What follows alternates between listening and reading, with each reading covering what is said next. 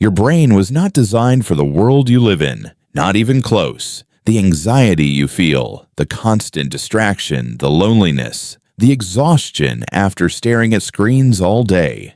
None of it is happening because something is wrong with you.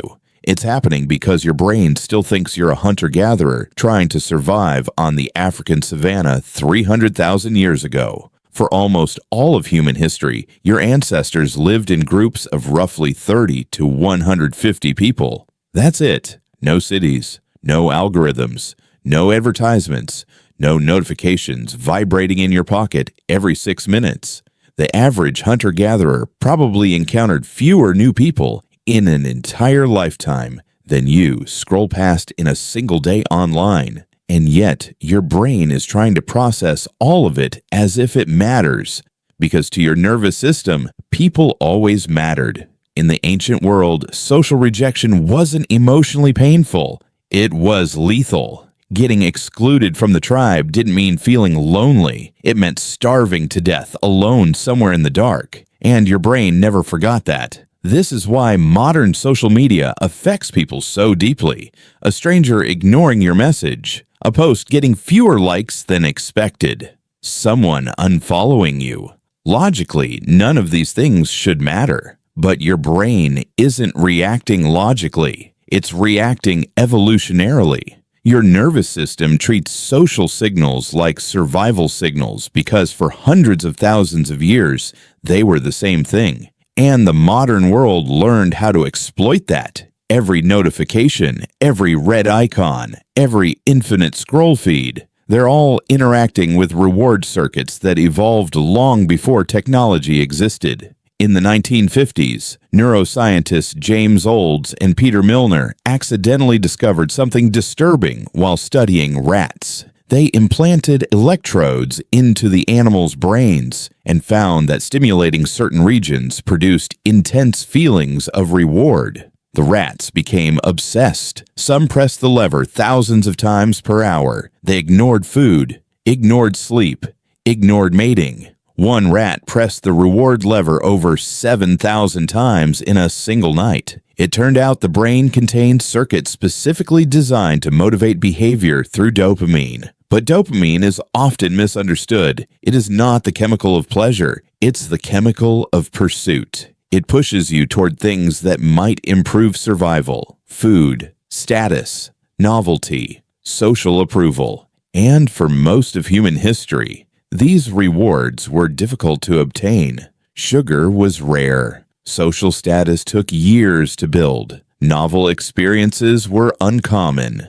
Now your brain receives more stimulation before breakfast than your ancestors experienced in months. Infinite entertainment, unlimited pornography, processed food engineered by scientists, algorithms competing for your attention with supercomputer precision. Your brain never evolved defenses against any of this. Imagine handing cocaine to someone who has no cultural understanding of drugs. That's essentially what modern technology is doing to Stone Age reward systems. And the consequences are everywhere. The average person checks their phone hundreds of times per day. Attention spans are collapsing. Researchers at Microsoft found that the average human attention span dropped significantly in the smartphone era. Not because humans suddenly became lazy, because your brain is overloaded. Hunter-gatherer attention was built for survival in environments with limited information. A rustle in the grass could be a predator.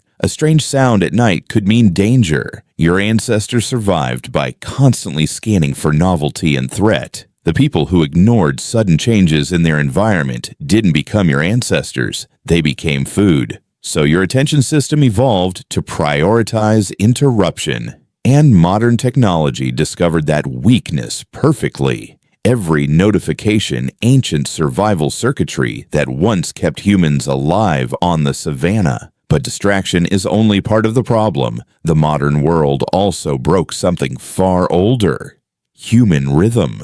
For almost all of history, people lived according to sunlight. Morning light triggered cortisol. Darkness triggered melatonin. Night meant rest. Then humans invented artificial light. And within less than 150 years, We transformed the biological schedule our species evolved under for millions of years. Your body still expects darkness at night. Instead, it gets LED screens 6 inches from your face at midnight. Your brain interprets this as daylight. Melatonin production gets delayed. Sleep quality collapses. Stress hormones stay elevated longer than they should. And then we wonder why anxiety disorders exploded in industrial societies. But maybe the strangest mismatch of all is loneliness. Humans are one of the most socially dependent species on Earth. A lone chimpanzee can survive.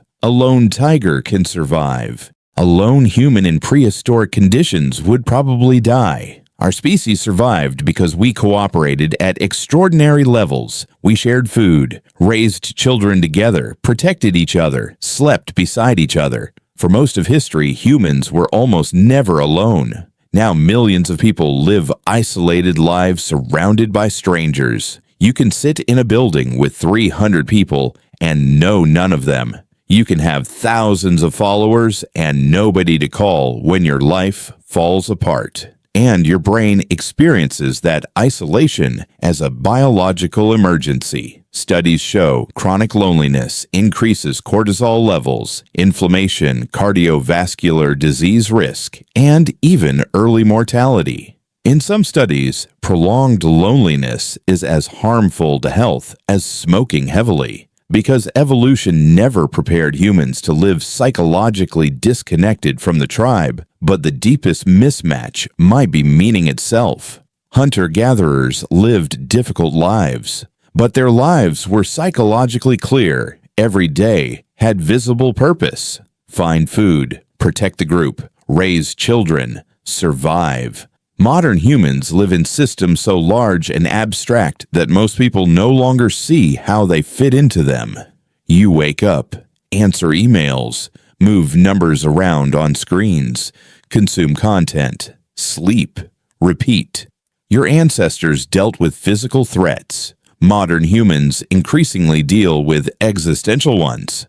And your brain struggles with that transition because it evolved to solve immediate problems, not abstract psychological uncertainty. This is why people often feel strangely empty even after achieving comfort, because the human brain did not evolve for happiness. It evolved for survival. And survival brains are never fully satisfied. If your ancestors became too comfortable, they stopped paying attention. And when they stopped paying attention, they died. So evolution rewarded vigilance instead. Restlessness, comparison, worry, the constant feeling that something could still go wrong. Those emotions kept humans alive for thousands of generations. But in the modern world, that same survival wiring often turns against us. The predators are mostly gone. The hunger is mostly gone. But the brain keeps scanning for danger anyway. Now the threats are social embarrassment, financial anxiety, unread messages, career status, internet outrage.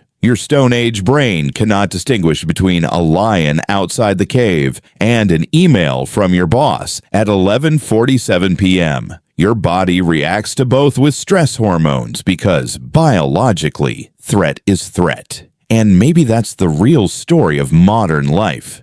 Not that humans are weak. Not that society is collapsing, but that civilization evolved faster than the human nervous system could keep up. We built a world optimized for consumption, stimulation, speed, and endless information. Then we placed inside it a brain designed for campfires, small tribes, slow sunsets, and survival on open grasslands. And somehow we expect that brain to feel normal here. But despite all of this, your brain is also the reason humans survived long enough to build the modern world in the first place. The same nervous system causing anxiety also built civilizations, created art, invented science, walked on the moon. Human beings are adaptable. That's what our species does best. The problem is not that your brain is broken, it's that your brain is ancient. And every once in a while, beneath the noise of modern life, it still remembers the world it was built for.